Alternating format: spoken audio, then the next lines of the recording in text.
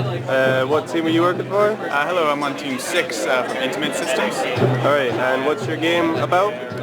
So You in the Garden is a first-person game of exploration and intimacy. So in the game you actually explore a low-poly garden and discover that there's actually an artificial intelligence presence within the game. And so as you're actually exploring the space, the AI is sort of discovering you and helping you learn about the garden while you're sort of figuring out how to actually navigate the space. And both of you are actually accessing the underlying kind of code and commands of the game that first the AI starts to teach you, and as it sort of learns about your kind of individual quirks and like what you can and cannot do, it's learning about you as well. Okay, so how many people worked on this game? It's a two-person game, so myself and Ben Spalding. And how long has the game been in production? When did you start making it? So we've been working on it for about 2 months, I'd say. Relatively soon before we actually were looking at the DARE program. So it's been a whirlwind. There was a prototype before that. So, yeah. Alright, cool. Thank you very much. Hello and welcome to my review of the DARE version of You Plus the Garden. In this game, the player is supposed to walk around a virtual garden and interact with an AI. The game tries to focus on building up a relationship with this AI. It fails. When a player starts the game, they start walking around and then the game starts to drop rocks on them and claims that the game is trying to tell you something. There is no way to interact with the rock. More rocks appear. It is frustrating and confusing. What? That's what we have to be aware of. It's trying to show you something. What is it?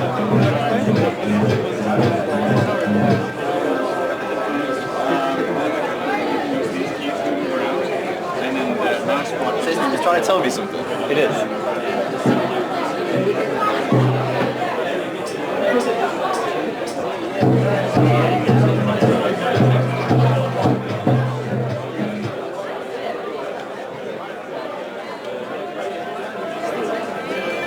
What's it trying to tell me? Eventually, I asked the developer what was happening and they said that the AI was using the rock to try and guide me to a location. I tried to follow the rocks, but since they don't point any direction, I had no idea where I was supposed to be guided to. Then the rock stopped appearing.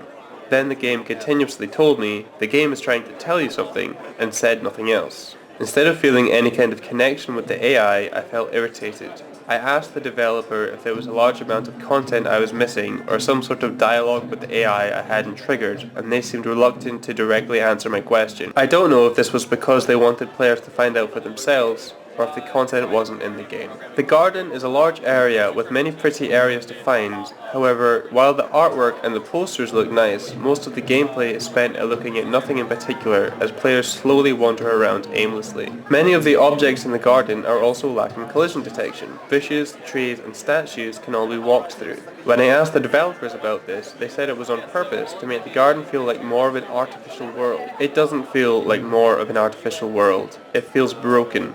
The art style shows well enough that this is an artificial world. The only interesting mechanic here is the ability to bring up a command line and type in instructions to the computer. For example, the player can move themselves by typing in moved up player and then some coordinates. While this may seem like an interesting way to traverse the landscape, it is frustrating since players have no way to know which is the x-axis and which is the z-axis, and what's the positive direction and which is the negative direction, or even how far a unit distance is. If a player falls too far, they get warped back to when they were last on solid ground. So using the move function to get up a cliff, for example, is a long process of trial and error as players randomly guess numbers until they move the correct amount to land exactly on the ground. Something like Minecraft's Ender Pearls, where the player throws an object and then appears where that object lands, works so much better.